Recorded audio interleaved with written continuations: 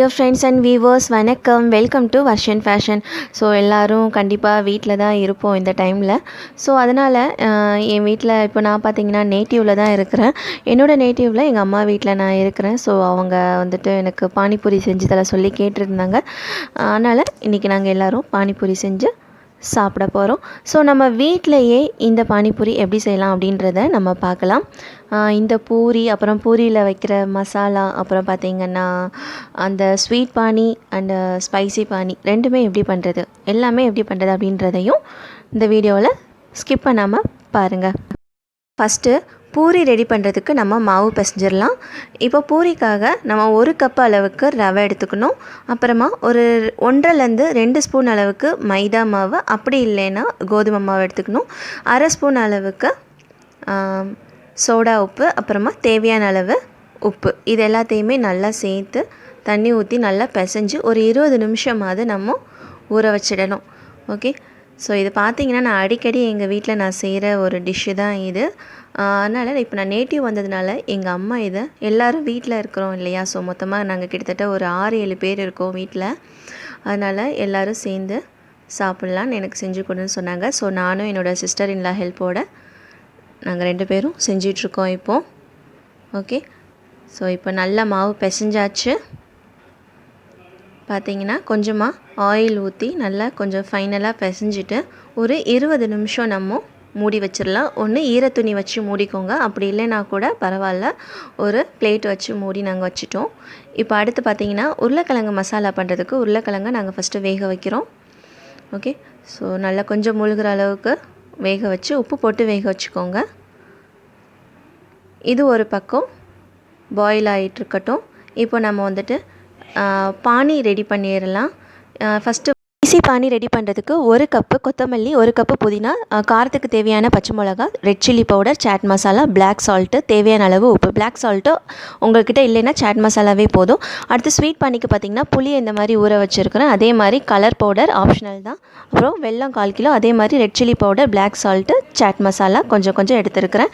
இப்போ பார்த்திங்கன்னா ஸ்பைசி பானி ரெடி பண்ணுறதுக்கு கொத்தமல்லி, புதினா, நம்ம எடுத்து வச்சுருக்கிற மசாலா, அதாவது chaat masala, red chilli powder, black salt, தேவையான அளவு கொஞ்சம் உப்பு சேர்த்து பச்சை மிளகாய் சேர்த்து அரைச்சி வச்சுக்கணும். ஓகே. ஸோ இப்போ இதை என்ன பண்ணணுன்னா, ஃபஸ்ட்டு ஒன்று நம்ம கொத்தமல்லி புதினாவை வதக்கிட்டு கூட நம்ம அரைச்சிக்கலாம். நாங்கள் எதுவுமே வதக்கலை. ஸோ அதனால் மொத்தமாக அரைச்சிட்டு கொஞ்ச நேரம் அந்த அந்த பச்சை வாடெல்லாம் போகணும், அந்த ராஸ்மெல்லாம் போகணும் இல்லையா, ஸோ அதுக்காக பார்த்திங்கன்னா கொஞ்சம் நேரம் நாங்கள் ஒரு பேனில் ஊற்றி அதை எல்லாத்தையுமே சேர்த்து கொதிக்க வைக்கிறோம். ஓகே. ஸோ இது பார்த்திங்கன்னா கொஞ்சம் நல்லா தண்ணியாக தான் இருக்கணும். தண்ணியாக இருந்தால் தான் இதோட டேஸ்ட் நல்லாயிருக்கும்.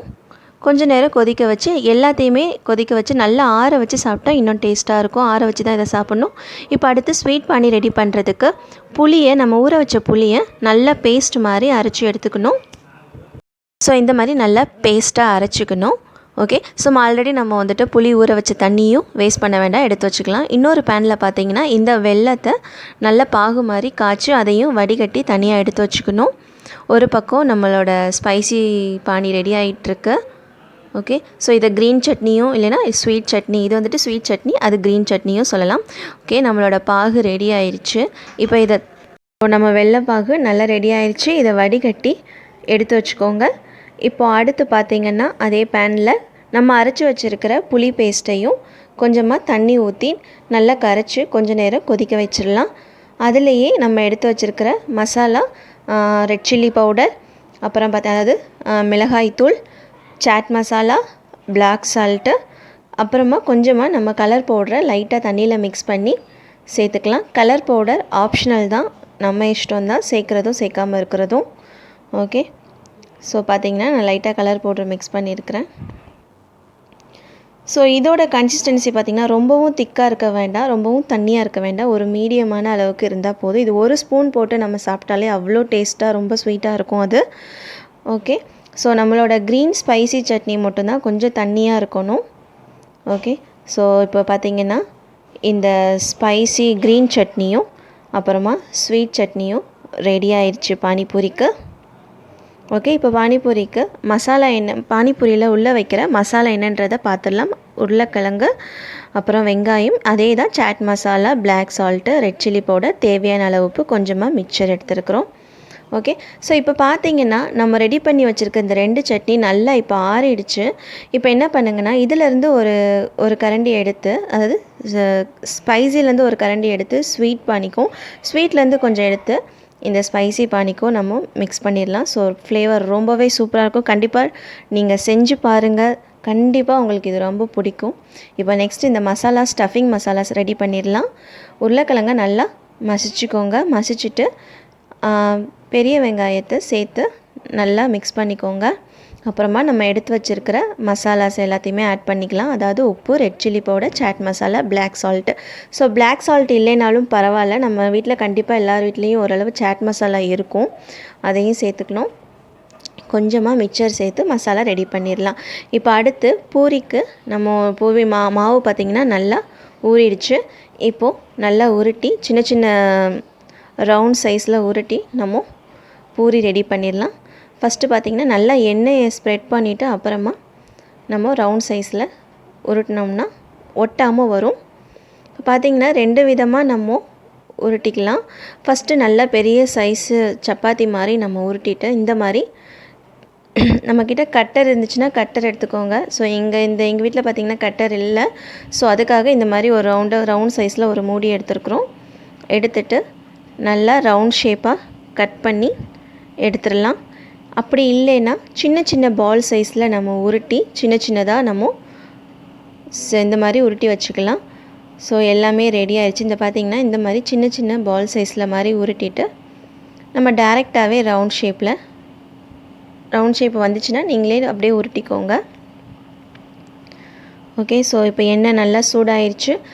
இப்போ நம்ம செஞ்சு வச்சுருக்கிற பூரியெல்லாம் எண்ணெயில் போட்டு பொரித்து எடுத்துக்கலாம். அவ்வளோதான், நம்மளோட பானிபூரி ரெசிபி ரெடி ஆயிடுச்சு.